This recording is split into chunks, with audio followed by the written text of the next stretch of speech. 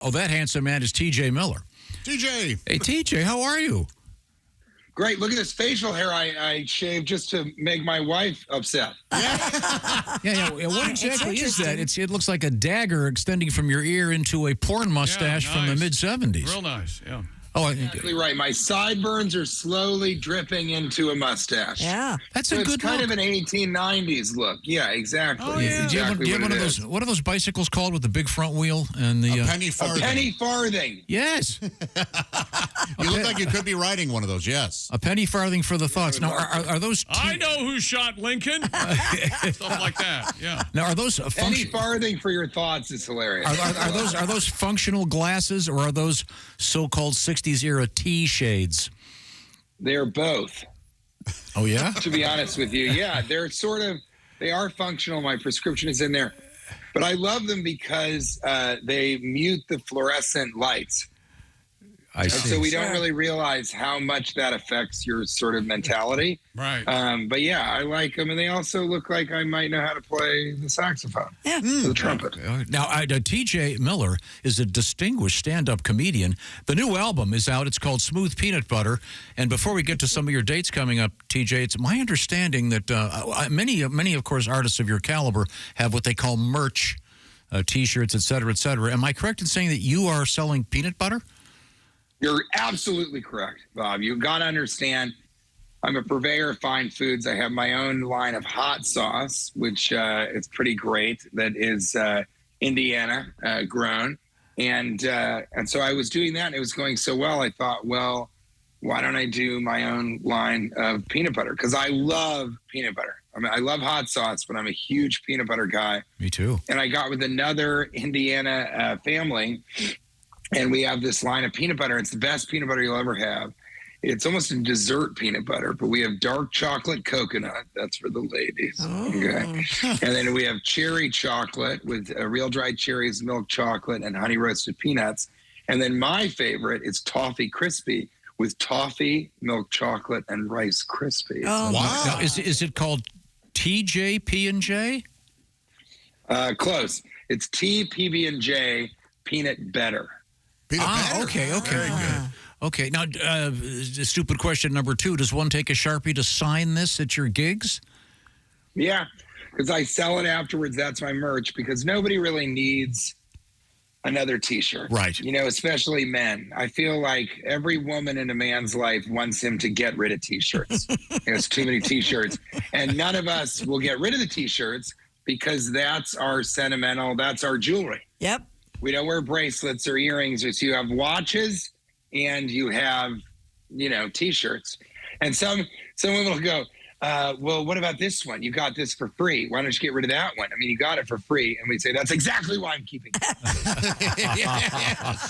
TJ, you have such a great speaking voice, and I know you've done a lot of voice acting. Thank you. I'm going to have to say the same to you, sir. Oh, yeah, but yours has character. Mine is just flat Midwestern broadcast standard America.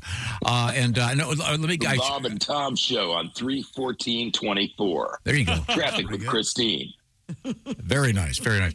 TJ is on tour, but tell us about the new stand-up album. I want to say, I think I read, did you recorded it in Nashville? Am I getting this right?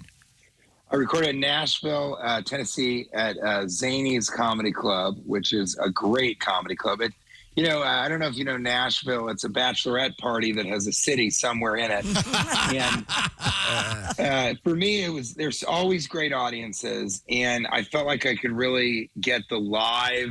My favorite comedy albums growing up always had sort of, you could feel the show. It felt live. It really felt like you were in the room.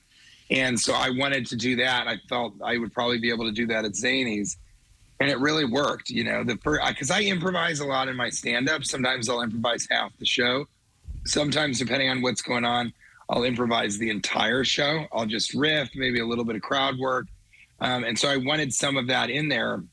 And there is the first track. It was a really funny moment before I went on stage. I sort of went, I was getting ready to go up, and this bouncer comes up to me. He goes, I want to tell you there's a table that is very drunk. I go, okay, which table is it? He said, it's table 64. And I said, I don't know the numbers of the tables. And then suddenly they introduced me, ladies and gentlemen, T.J. Miller. And I go, what table is it? He goes, it's the one that's behind the one in front of it. And I said, I don't know what that means. So then I go on stage, and probably within 15 seconds, some guy yells the craziest thing at me. You've got to listen to the album.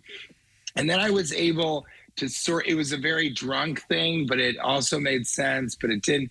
So I sort of spun that into sort of a piece of improvisation that's just really fun. And I felt like this needs to be in the album. People need to see that no matter what happens in a show, I'll go where the audience takes me. And so that was really good. And then it's some material, some about the pandemic, some just straight, jokes and all of that. And then some stories from my past, some really funny ones that I think it's a really good kind of menagerie.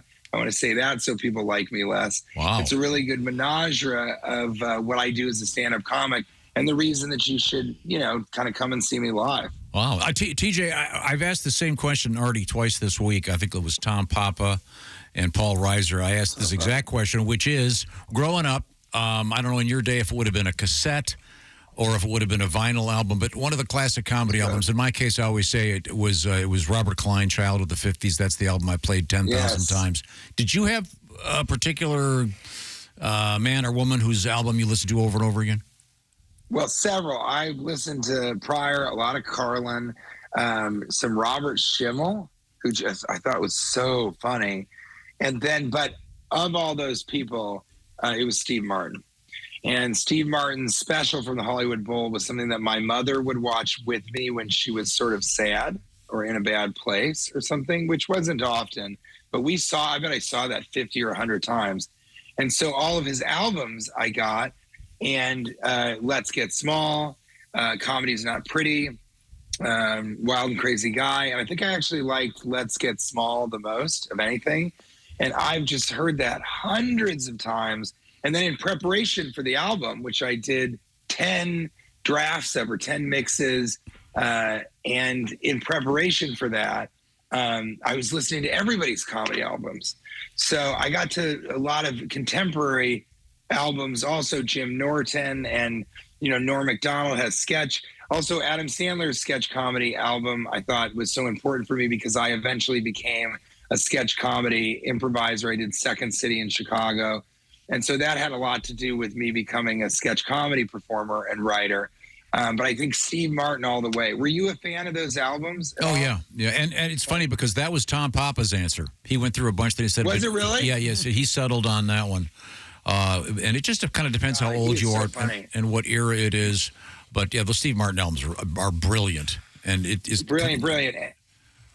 Sorry, and I listened to Tom Papa's album and was sort of, that's amazing he said that because he's one of the guys that I was listening to and going, what does this feel like? Does it feel like you're in the room? Does it feel like he was doing it, word for word, almost in a studio with a studio audience, obviously not in a voiceover booth, but that was really important to me too, is to get something that was like the greats, and he's one of the greats. So, yeah, I'm happy to hear that. But Steve Martin. Let me ask you this. Tom Papa has to use the contemporary term, a so-called side hustle. Tom is an excellent baker of bread. T.J. Miller, do you have any aspect of your life that people don't know about that you're actually good at, other than being funny? Is there something like... Right, do you water ski well? I make peanut butter and hot sauce. I make peanut butter and hot sauce. Anything else? Are you like a great skier? Do you skateboard? Yes. Yeah. I literally almost forgot this. I was like, what is it? I'm a juggler. Oh my God. I've juggled. I've been juggling since I was 6, and I did it in my act for a while. I have a special coming out called Philosophy Circus. And I have 3 specials that are completely improvised and one also from Nashville that are on my YouTube channel. So if you go on my YouTube channel, you will see so many, there's so much content, but I'm releasing a special called Philosophy Circus. And I can juggle pins, knives, torches. I'm a 5-ball juggler, which is sort of the black belt of juggling, ball juggling. But I do a very specific type of juggling that almost no one else can do. And it got me to be a member at the Magic Castle as a magician member in Los Angeles, which if any of you haven't been to the Magic Castle, tell me, and I'll send you passes. I just went a few months ago. It's amazing. What do you think of it? It was so cool. Yes, it was very cool. Isn't magic amazing? Yes. This guy wanted to call somebody up, and I was like, call my agent up. My agent, she's right here. Call her up. And he's like, wow, you're really excited. And I go, I love magic. Magic is great. And the whole crowd exploded laughing. And I was I'm not embarrassed, but I was rolling my eyes. I'm like, TJ, this isn't really your time to be funny. This isn't your audience. But I became a magician member because I can cigar box juggle. Oh, wow. And what that is it's 3 blocks. It's actually W.C. Fields invented it. But you've got 3 blocks. I'm having trouble with the spatial aspects of this with the Zoom. And there's a middle block and 2 side blocks. And you sort of manipulate the middle one and flip it around. And then you take one box and grab the other one. Oh, yeah. That's cool. And so it's really cool. Nobody really does it. It's my favorite type of juggling. And so that sometimes I can just out of the blue. I was at a party and at Kate's friend's house. Kate, that's my wife. And Kate's friends sort of say, hey, we know you do this orange juggling thing.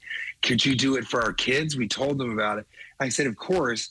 And so I hid behind the island in the kitchen. And then suddenly it said, we have a performance.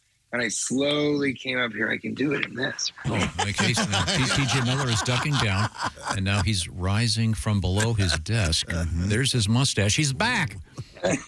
and then I took 3 oranges, right? This is all physical comedy also. You won't see any of this on the album. And I take 3 oranges and I juggle them. And then slowly, this is usually done with apples in vaudeville and with buskers. So I'm juggling them. And slowly I take a bite out of one, really quickly. And slowly I eat the entire orange. Whoa. And it is so funny. So shocking because you've never seen a man eat an orange without peeling it. That's great. Yeah, and so it's very, very, and it doesn't taste great. You guys don't need to try it. Okay. But it's just so surprising. It's messy. It's funny. It looks crazy. And so I love doing that both for children and adults, people that come to my shows. But they always say a magician should perform for children, but they love to perform for an audience of adults.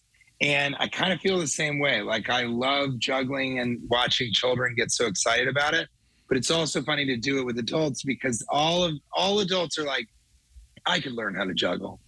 But in the moment, they're like, I don't know how he does that. So it's a fun little, so that's my side hustle. And next time I come in, I'll do the orange That's trick cool. when I'm in there in the studio. That's cool. Yeah. Yeah. There are a couple of other comedians that are pretty good jugglers.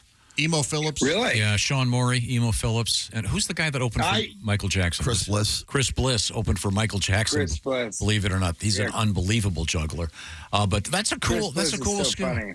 Now, let me ask this. Yeah, I like it. I know in a couple weeks you're heading out. Are you going to keep the mustache that turns into your sideburns for your stage shows beginning in Michigan coming up on the 21st through the 23rd at the Comedy Castle? I'm so excited to do the Comedy Castle. I unfortunately will not have this because this weekend, my wife and I are going to my father's 80th birthday in Kansas City.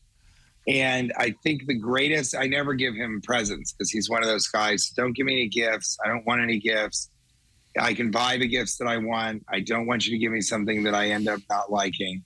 But I think the greatest gift that I could give him is I didn't get a manicure because Kate wanted me to get one because I cut my nails on my own. And the greatest gift I can give him is not showing up with this facial. As a man of a certain age, I agree. TJ Miller, the new special. It's got to be the title of your autobiography. As a man of a certain age. The new stand-up album is called Smooth Peanut Butter. And here's a dumb question. Can one get your merch online? Indeed. So my hot sauce and my peanut butter is available on Amazon.com. If you guys want to throw up a link to that. And also for my website, TJ Miller does not have a website.com. That's TJ Miller does not have a website.com. TJ, what a great pleasure. Continued success. I remain a big fan. And your live album is available. I should point this out. Apple, Spotify, Amazon. It's entitled Smooth Peanut Butter. And don't forget TJ's hot sauce, et cetera, et cetera. Congratulations on the stash. My deepest sympathy to your wife. Okay. Thanks, guys. Always a I'm pleasure. such a big fan. Bye. Thanks, I appreciate it, TJ. Thanks, man. God, that guy's funny. Yes. Boy, that mustache. I'd get killed if I tried that. Oh. He does look like the guy in the big bicycle. I think it's kind of cool. It is cool. You would really absolutely be able to pull that off.